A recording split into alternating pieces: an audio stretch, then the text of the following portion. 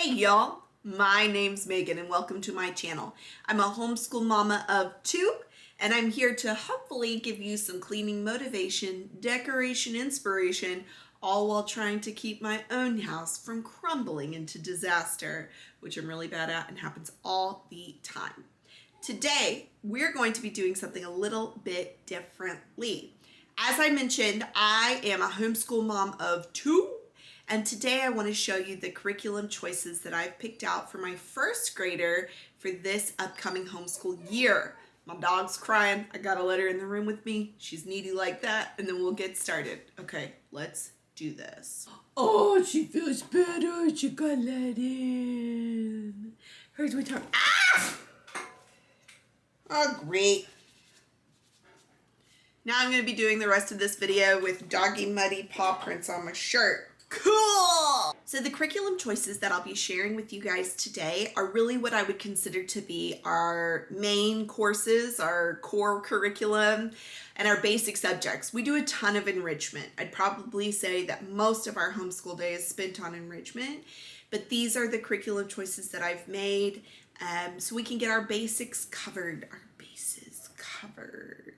So we're going to start with math because that is my daughter's favorite subject and I owe so much of her appreciation and love for math to Kate Snow's Math with Confidence. So this is the first grade Math with Confidence, but it was actually the kindergarten Math with Confidence that we did last year that really got Winnie started on her track of loving math. I absolutely love this curriculum and I completely 100% endorse it, and we're super excited to get started on this year.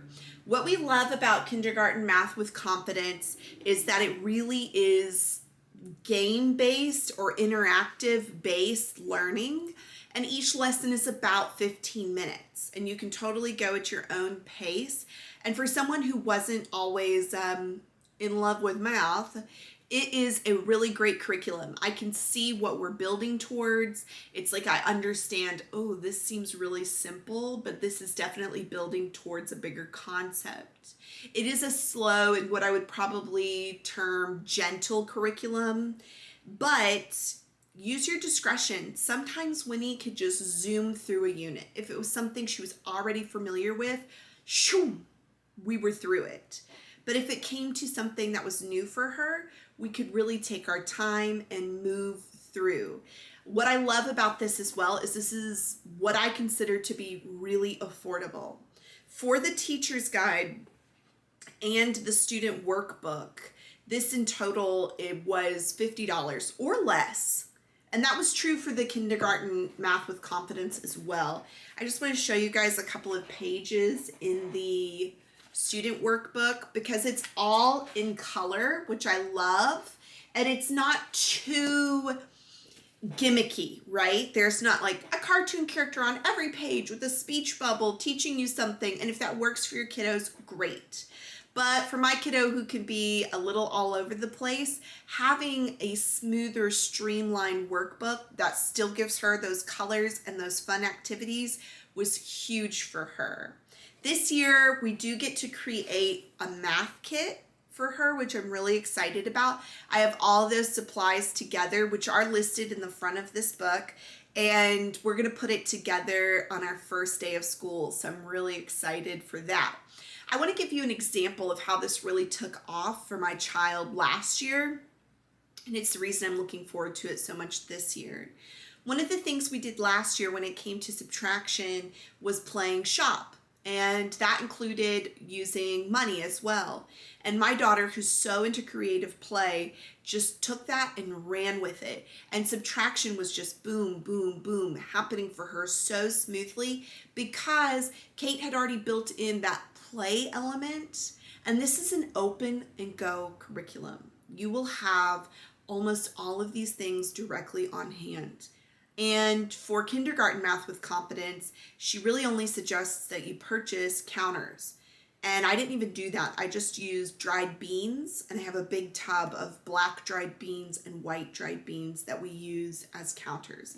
Everything else that you need is built into the curriculum. Even if you didn't want to go and buy like shape patterns and things like that. I mean, there's masters in the back of this.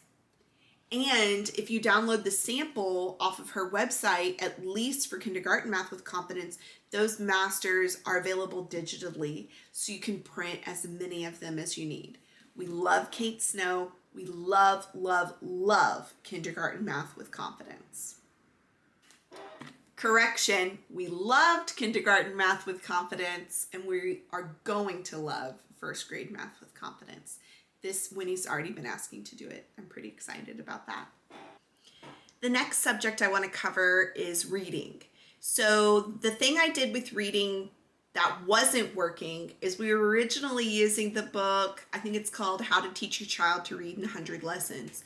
And Winnie hated it. I think we got to lesson 27 and I just said, we're homeschooling. The beauty of this is we can chunk it, and we did. And my mother-in-law had purchased us all of the Bob books, all of the sets of the Bob books. And I thought, well, we have this wonderful resource. How can I put it to use? Yes. Yeah. That was my cat. And I just Googled teaching kids to read with Bob books, and I came across teachingwithbob.com. And this is actually someone who used these books to teach her own children how to read. Here she comes again. Oh, stretch it out. Thank you, madam. And created this really awesome resource for teaching kids to read with the Bob books. We're on set 4 now, I believe. And there's 5 sets total. So it's a digital curriculum that you print. And for each book, you have a little guided printout, kind of telling you what to look for, what to expect, and the new sounds. And it also comes with, let me get a page that's fully stocked, flashcards that introduce new sounds, new letters, new combinations, punctuation. And you go over those cards. Some are daily, some you only go over on even and odds, some are only one day a week, and others are once a month. And as they master those cards, you move them to the new sections. So if it's a sound that they don't need to practice daily anymore, that's going to get moved until what me and my daughter call retiring, and that's when we do it once a month.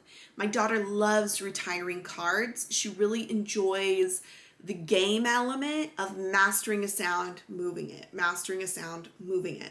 So what you do is, after you've practiced those cards, whichever cards you need to for that day, then you're reading a Bob book, which are super great, kind of funny, and easy for kids to get through and build their confidence.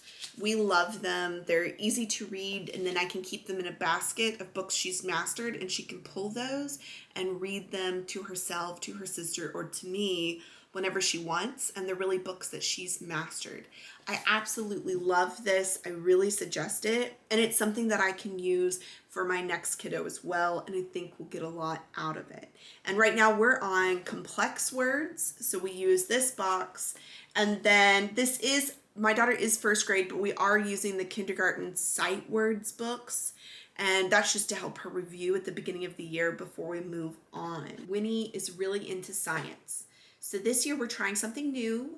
We have enrolled in a science-based co-op that will meet 3 Wednesdays a month, and it's really kid-led. So the kids will be using a Tinker curriculum, and that will be really hands-on experiments, that fun, really exciting element of science. And for our home class, what we're going to be doing is, this is early elementary science education, and this is by Shannon Jordan with some other folks and PhDs as well. This, I think, is actually a supplement to a larger curriculum that we just I don't feel we need right now. If we need it in the future, I will purchase it. But this is a 2-year curriculum that is really giving the spines or foundation of scientific thought that we really want Winnie to have. And this is another one that's a pretty simple open and go curriculum. So this lesson is on solids, liquids, and gases, and also discusses changing in temperature. It gives you your objectives, the things that you should gather, your supplies, and they're really basic. It's like things that you really do have around the house, like pourable salt, ice cubes, things like that. And then it goes through the steps, like part 1, part 2, part 3 of your experiment, and also offers some conclusions. And as Winnie's writing becomes better, I think I'm gonna get her like a scientific journal that she can write her conclusions in. Again, these lessons at your own pace. How fast are you going to move through them? Is up to your child and what they already have in their base of knowledge. Base of knowledge? Geez Louise, you guys. Should I homeschool my kids? I don't know. But basically what their prior knowledge is how quickly you can move through that curriculum. So now for our subject that's our favorite to do as a family, and that is history. And this will be our second year, excuse me, using Susan Weiss Bauer's The Story of the World. I absolutely love this curriculum. So last year we did kind of from the start of humanity all the way to the fall of Rome. And so this year it picks up and it's the Middle Ages, which goes from the fall of Rome to the rise of the Renaissance, which I'm pretty excited about. What we love about this curriculum is it's definitely history in a really narrative form. And we can sit down and cuddle and read this together, talk about it. It has a wonderful glossary of pronunciation in the back, which I really appreciate. It has some illustrations as well. But I feel like it is not condescending to children, like a lot of history curriculums can be. It is really telling them the story of the world, so to speak. Now, this is not a secular curriculum, and we are secular homeschoolers, but it is incredibly easy to omit or change or simply discuss the elements of this history that may be presented from a Christian perspective. And I love that. I also love that about Susan Weiss Bauer. She's not hiding who she is or where she's coming from, but it is inclusively presented, in my opinion. We will need to supplement this history as we continue because we want to bring in as many voices as we can, especially when we get to American history. But for now, this is really working for our family. Something we are doing differently this year that we didn't do last year is we are incorporating the activity book. And I'm doing this because we blew through this last year, and that's great. But I want to go a little bit deeper, so I did pick this up. So it has listings of supplemental reading suggestions as well as activities. And what I love about the activities suggested in this book is there is so many different types of activities for each chapter or section. So going through them for the review of Rome, I really thought this isn't going to work for my family, neither will this. And I really was able to find activities that I thought, yeah, that's going to spark interest for my kiddo. And I love that. I love that she is providing such a variety of things that you can really look for what's going to work for you. There's also maps and coloring pages in this. And if you're doing this with a younger learner, which my daughter is 7, it is that opportunity for them to color while they're listening to that read aloud. One more shout out about Susan Weiss Bauer. Probably not the only shout out. I take that back. She also has a companion series that she wrote that is the history of the world, not the story of the world. And if you're a huge history buff like me, one of my degrees is in history, you'll appreciate that there's an adult version that is way more in depth. This is really like a skim. And so I do try to do the audiobook for the adult version to add detail in for my kiddos, right? To try to be a little bit more of an expert on this subject. And a lot of our subjects we're definitely learning together. And I'm not saying that that doesn't happen here with history, but because of my background, I do like to go a little bit deeper. The surface scratch is not enough for me. And I like to be able to bring that perspective to my kids. So I don't know, something to definitely consider is her companion series, The History of the World. I will do another video if you guys like this one about our read alouds, because I already have several really good ones picked out for this year that I'm pretty excited about. It's definitely one of our favorite parts of homeschooling.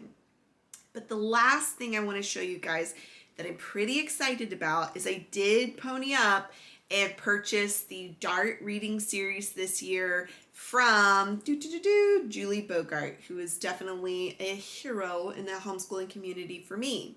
So the first book that we're reading this year with Dart is The One and Only Bob, which is already so precious.